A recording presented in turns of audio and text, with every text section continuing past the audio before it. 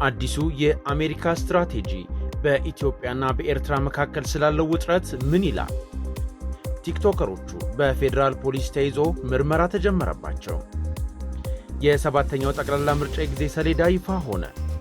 ግብፅ ሶማሊያ እንዳልገባ እንቅፋት አጋጠመኝ አለች። የኢትዮጵያን ጠላቶች እንደ ጸጉር ቅማል አንድ በአንድ እናራግፋለን የሚሉና ሌሎች አዳዲስና ወቅታዊ ጉዳዮችን ይዘናል። ጤና ይስጥልን። ይህ የአይኒውስ ኢትዮጵያ ዕለታዊ ዜና ነው። ከእኛ ጋር ይቆዩ። አዲሱ የአሜሪካ ስትራቴጂ በኢትዮጵያና በኤርትራ መካከል ስላለው ውጥረት ምን ይዟል?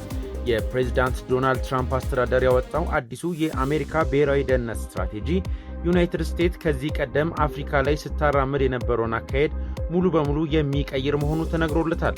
ግጭትን መከላከልና መፍታት የአዲሱ ስትራቴጂ ዋነኛ ምሰሶ መሆኑ የተገለጸ ሲሆን የአፍሪካ ቀንድ ደግሞ ቅድሚያ የሚሰጠው አካባቢ ተብሎ ተለይቷል። ሰነዱ በኢትዮጵያ በኤርትራና በሶማሊያ ያሉትን ዘላቂ ውጥረቶች አንስዖት በመስጠት ያለ ቅድመ መከላከል ዲፕሎማሲ ብቅ የሚሉ ግጭቶች ምንጮች ሊባባሱ እንደሚችሉ ያስጠነቅቃል። አዲሱ የአሜሪካ ሰነድ በአጠቃላይ በአፍሪካ ቀንድ በተለይም ደግሞ በኢትዮጵያና በኤርትራ መካከል የተፈጠረውን ቀውስ ወደ ጦርነት እንዳይቀየር መከላከልን ያለመ ነው የተባለ ሲሆን በተጨማሪም ስትራቴጂው በዲሞክራቲክ ሪፐብሊክ ኮንጎና በሩዋንዳ መካከል ያለው አለመግባባት እንዲሁም በሱዳን ያለውን ጦርነት ጨምሮ በሌሎች ችግሮች ባለባቸው ቀጠናዎች ለሚካሄዱ ድርድሮች አሜሪካ የድርሻዋን ለመወጣት ያላትን ፍላጎት አሳይቷል።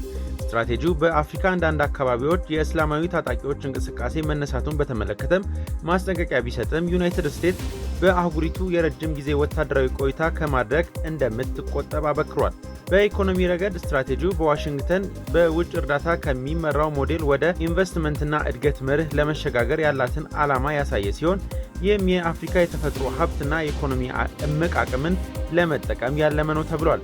በተጨማሪም የሁለቱ ወገን ተጠቃሚነት የሚያሳድጉ የንግድ ትስስሮችን ለማጠናከር የሚደረጉ ጥረት እንደ አገዋ ያሉትን ነባር ማዕቀፎችን ላይ ሊያደርጉ የሚችሉ ማሻሻያዎችንም ጠቁሟል። ቲክቶከሮቹ በፌዴራል ፖሊስ ተይዘው ምርመራ ተጀመረባቸው። የኢትዮጵያ ፌዴራል ፖሊስ ከኢትዮጵያ ባህልና ስነ ምግባር ያፈነገጠ አስነዋሪ አለባበስ ለብሰው በአደባባይና በቴሌቪዥን በቀጥታ ስርጭት ለሕዝብ የታዩ ተጠርጣሪዎች ላይ ምርመራ መጀመሩን አስታወቀ።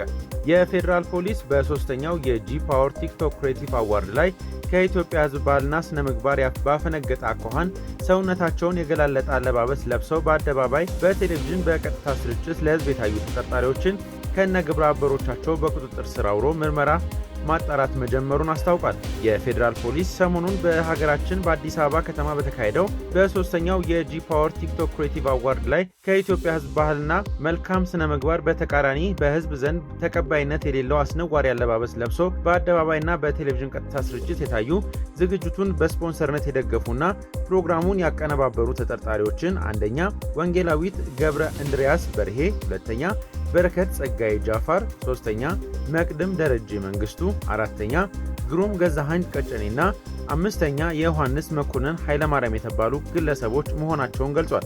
የኢትዮጵያ ፌዴራል ፖሊስ ከህብረተሰቡ ባህልና እሴት ያፈነገጡ አለባበሶችና መጤ ባህሎች ተስፋፍተው በትውልዱ ላይ አሉታዊ ተጽዕኖ እንዳያስከትሉ ተጠርጣሪዎቹ ላይ የህግ ተጠያቂነትን ለማረጋገጥ የጀመረው ምርመራ አጠናክሮ እንደሚቀጥል አስታውቋል። የሰባተኛው ጠቅላላ ምርጫ ሰሌዳ ጊዜ ይፋ ሆነ። የኢትዮጵያ ብሔራዊ ምርጫ ቦርድ የሰባተኛው ጠቅላላ ምርጫ የጊዜ ሰሌዳ ይፋ አድርጓል። በጊዜ ሰሌዳው መሰረት የመራጮች ምዝገባ ከየካቲት 7 እስከ መጋቢት 7 2018 ሲካሄድ የድምፅ መስጫ ቀን ግንቦት 24 ቀን 2018 እንዲሁም ይፋዊ የምርጫ ውጤት መግለጫ ቀን ሰኔ 4 ቀን 2018 እንደሚሆን አስታውቋል። እንዲሁም የምርጫ ታዛቢዎች የሲቪል ማህበረሰብ ድርጅቶች እውቅና መስጠት ታህሳስ 6 ቀን 2018 ዓ.ም፣ የእጩዎች ምዝገባ ከጥር 1 እስከ የካቲት 1 2018 ዓ.ም፣ የምረጡኝ ቅስቀሳ ወይም የምርጫ ዘመቻ ከጥር 1 እስከ ግንቦት 19 2018 ዓ.ም፣ ለምርጫ ለሚዘግቡ መገናኛ ብዙሃን አካላት ጥሪ ማድረግ ጥር 4 ቀን 2018 ዓ.ም፣ አጠቃላይ የምርጫ ጣቢያዎችን ዝርዝር ይፋ ማድረግ ጥር 20 2019 ዓ.ም፣ የተመዘገቡ እጩዎችን ዝርዝር ለሕዝብ ይፋ ማድረግ እና ቅሬታዎችን ማስተናገድ ከየካቲት 4 እስከ የካቲት 13፣ የመራጮች ምዝገባ ከየካቲት 7 እስከ መጋቢት 7፣ የመጨረሻዎቹን እጩዎች ዝርዝር ማሳወቅ የካቲት 16 ቀን 2018 ዓ.ም እንደሚካሄዱ የምርጫ ቦርድ አስታውቋል። የኢትዮጵያን ጠላቶች እንደ ጸጉር ቅማል አንድ በአንድ እናራግፋለን። የኢትዮጵያን ጠላቶች እንደ ጸጉር ቅማል አንድ በአንድ እናራግፋለን ሲሉ ጠቅላይ ሚኒስትር አብይ አህመድ ተናገሩ። ጠቅላይ ሚኒስትሩ ይህንን ያሉት 20ኛው የብሔር ብሔረሰቦችና ሕዝቦች ቀን ክብረ በዓል በትላንትናው ዕለት በማዕከላዊ ኢትዮጵያ ክልል ሆሳና ከተማ ሲከበር ባደረጉት ንግግር ነው። ጠቅላይ ሚኒስትር አብይ በዚህ ወቅት የሀገርን መሻትና የባዳን ክፋት መለየት ይጠበቅብናል ያሉ ሲሆን ባዳ በክፋት እኛን መሻት ለማጨለም ሲነሳ ኢትዮጵያውያን ለባዳ ፍላጎት መሳሪያ እንዳንሆን ሲሉ አሳስበዋል።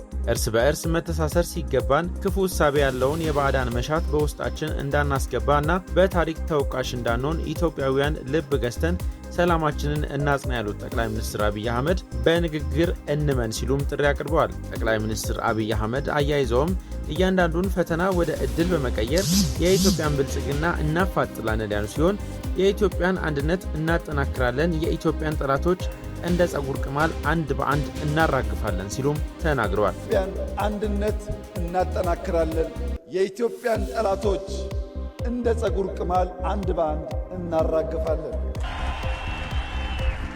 ኢትዮጵያ ትጸናለች፣ ኢትዮጵያ ትበለጽጋለች፣ ኢትዮጵያ ለአፍሪካውያን ወንድሞቻችንና እህቶቻችን የብልጽግና ምልክትና ምሳሌ ትሆናለች። በሰላም እንደጀመርን በሰላም እንጨርሳለን። ግብፅ ሶማሊያ እንዳልገባ እንቅፋት አጋጠመኝ አለች። የግብፅ የውጭ ጉዳይ ሚኒስትር ሶማሊያ እንዳንገባ የበጀት እጥረት እንቅፋት ሆኖብናል ሲሉ ተናገሩ። የውጭ ጉዳይ ሚኒስትሩ በድል አብድል አቲ በኳታር እየተከናወነ ባለው የዶሃ ፎረም ላይ ባደረጉት ንግግር በሶማሊያ ያለውን ችግር ለመቅረፍ ዓለም አቀፍ ቅንጅት እንደሚያስፈልግ አስረድተዋል።